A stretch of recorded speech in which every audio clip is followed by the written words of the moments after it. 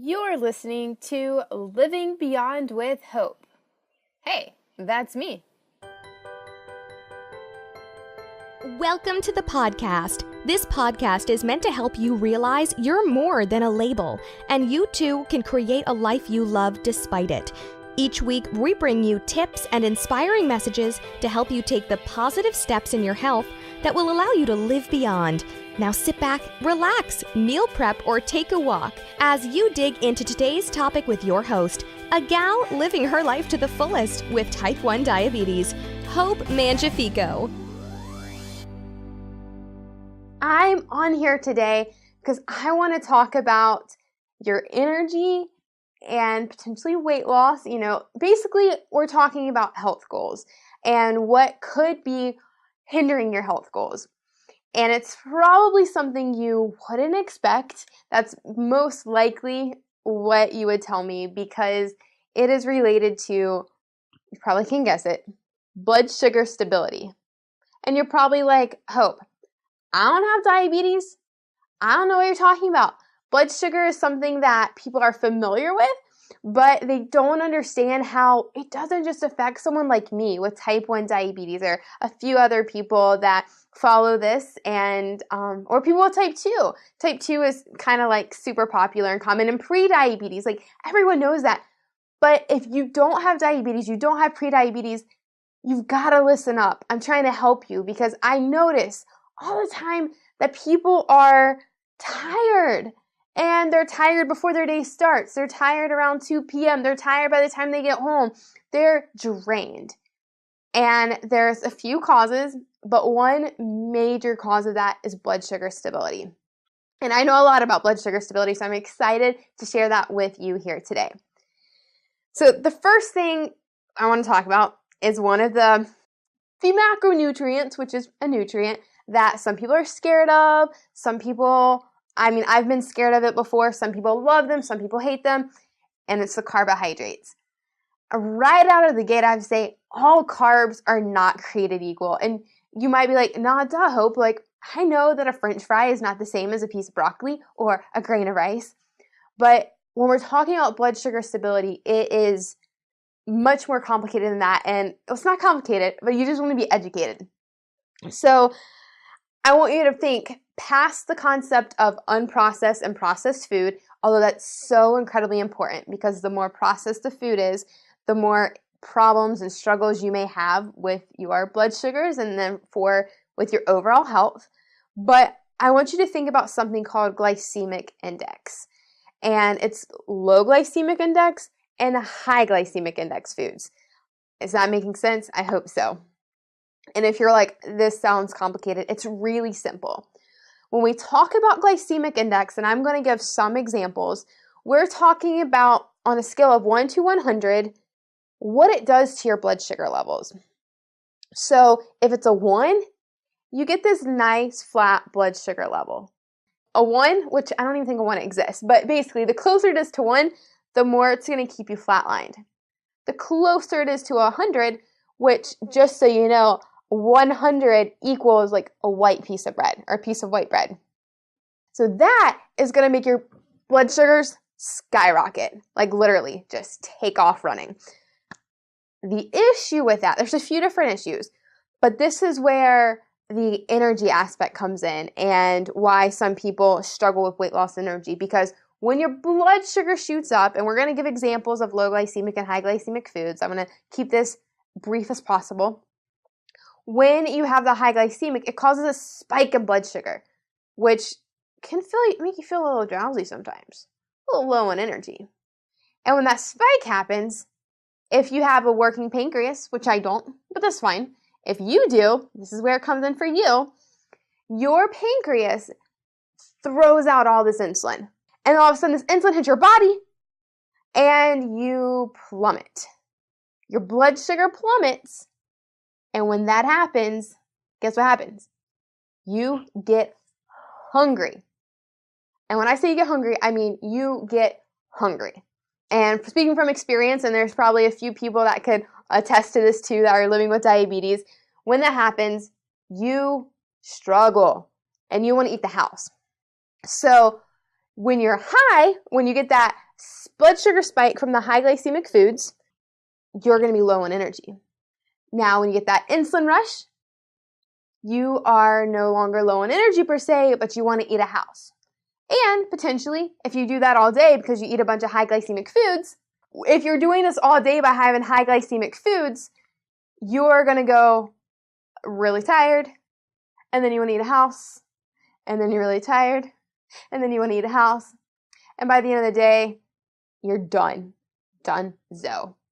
Does that sound familiar? Maybe not as dramatic as what I'm saying, but does that sound like that's been a day for you at some point in time? So when we're talking about low glycemic and high glycemic foods, some of this is going to be super surprising to you because it was to me, and I don't have this memorized. And when you think about unprocessed and processed foods, you definitely recognize that the more processed it is, the more it's going to make your body act all crazy and cause a spike in blood sugar and make you feel a little woozy, you know? But when we're talking about low glycemic, good examples of low glycemic foods, if you're going to have grains, would be something like rice bran or spaghetti. I shouldn't say spaghetti. Well, they actually do say spaghetti, but wheat kernels, popcorn, pumpernickel bread, mixed grain bread, oat bran bread. So things like that. The more high glycemic grain and starches are your grape nuts. It's just funny, some of this stuff is like things you think are healthy, which is why I said you can't always focus on unprocessed versus processed foods. You have Chex Mix, like rice Chex. You have breakfast bars. Oh, that's a death sentence. No, it's not a death sentence, but you can, moderation, right guys? Moderation. Kaiser rolls, white bread. Like I told you, white bread was on a scale from 1 to 100. That was 100. Wheat bread will cause a blood sugar spike. Taco shells and shredded wheat, Rice Krispies, Post Flakes, so maybe I guess like corn flakes, and French baguettes. So those are just examples. So you got the low and the high. So the pastas are lower than the breads. Keep that simple. Talking about veggies, most vegetables are low glycemic. I'm just going to jump ahead and say that if there are high, it's potatoes. But there's like tricks and hacks, which we won't go into. I'll say that for another day if you have questions. But if you put a potato in a fridge, it lowers the glycemic index. Mind blown, right? It like changes the composition. I don't know. It's crazy pants stuff. I personally don't eat potatoes, but that's just for my own blood sugar reasons. So you have potatoes, French fries, which you would guess that, and parsnips. Most veggies are good to go, but those are the ones that are higher in glycemic index. The fruits. Fruits aren't bad because the fructose in most fruits are good. You'll see in a lot of supplements that I take have fructose added from real fruit, but they take away a lot of the carbs so that you're only getting the things that won't spike blood sugar. It's awesome. However, you might be surprised to know that high glycemic index include like watermelon and dates. Dates, which is really interesting. Again, moderation is super important in everything that you do, but dates are kind of like a hot food right now. Like I notice everyone's supplementing, they're making, sweet treats with dates, or they are eating them, adding them to different things, and they're going to spike your blood sugar. They're going to cause a rush of insulin into your body. I haven't put a date in my mouth ever because I'm scared to, just because I try really hard to keep my blood sugar stable. You might be surprised to know that watermelon, which you're probably like, but Hope, that's like straight water. Because I've overeaten watermelon a time or two and my blood sugars did not like it. So you have watermelon and dates.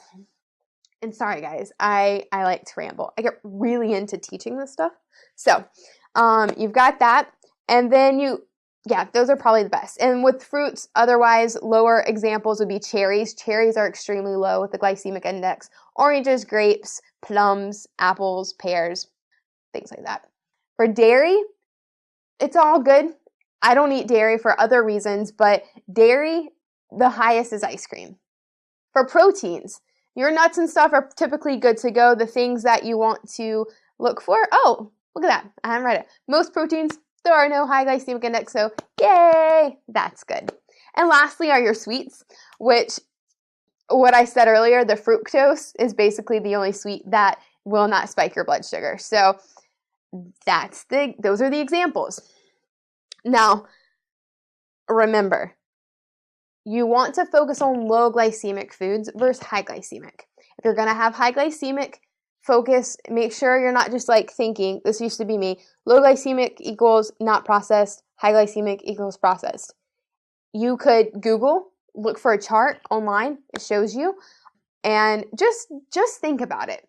If you want more energy and you want to, which will allow you to exercise more, which will help you lose weight, and you don't want to eat a house every time you have a blood sugar crash from overeating, you want to make sure that you're thinking about this. And another reason why I'm mentioning this is because I used to be anti-supplement, and later next week or something, I'm going to share what supplements I recommend, because I've done a lot of research, because I care about everyone being healthy. And as a sports nutritionist, one thing that I learned over time was all protein shakes, for example, aren't created equally. And a lot of that has to do with the sweet aspect, what they're sweetened with. Some of them are high glycemic. When you think it's a protein shake, and I just told you proteins don't really have high glycemic index, they're not just made up of protein. The quality of protein definitely matters, but they're sweetened with crap, basically.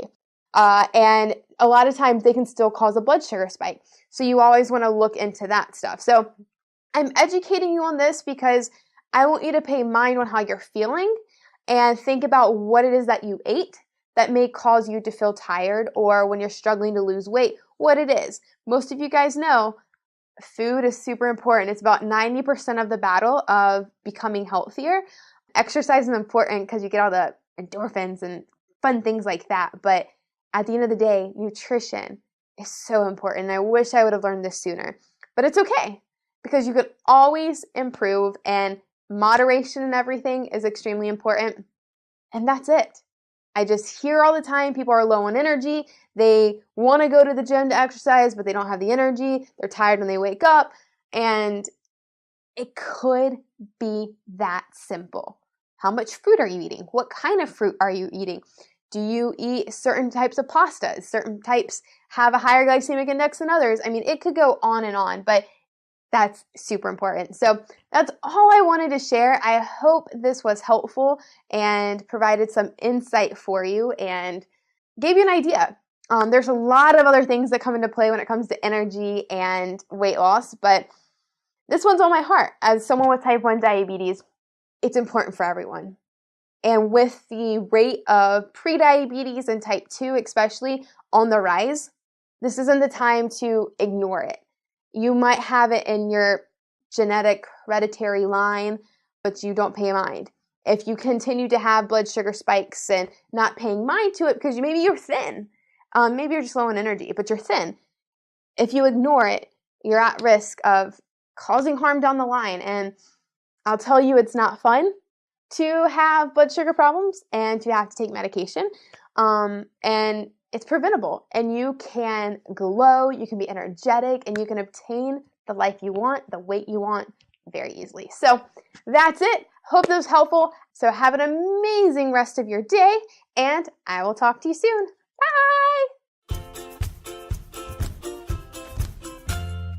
Thank you so much for hanging out with me today. It means the world to me to be able to serve you and help you live beyond. If you found today's episode helpful or beneficial or share-worthy, I would love a review in iTunes. A review in iTunes allows me to know what was helpful and allows us together to continue to change lives and help other people live beyond their diagnosis or label. And if you did find this share-worthy or helpful, be sure to subscribe to this podcast. If you're on an Apple device, you can go to the podcast app or the iTunes store and type in Living Beyond with Hope, and there you can subscribe or listen to other episodes. When you subscribe, this allows you to know when there's a new podcast release. If you're on an Android device, no worries, I got you. All you have to do is download the Stitcher app and search for Living Beyond with Hope there and subscribe there. You can also go to www.livingbeyondwithhope.com If you would like to listen to the episode again, if you would like to see the show notes and any links that were mentioned in this episode. Today's episode was also brought to you by my Living Beyond the Label audiobook. If you enjoyed this and you like hanging out with me in your ear, then you would love to get your hands on this audiobook. It helps us together strategize your best and most balanced life. If you want to learn more about it and to get your hands on the audio and the worksheets that go with it, you can go to www.mybalanceplan.com. The link is also in the show notes, and there you'll be able to start strategizing your best life. Have an amazing rest of your day, and remember to keep living beyond.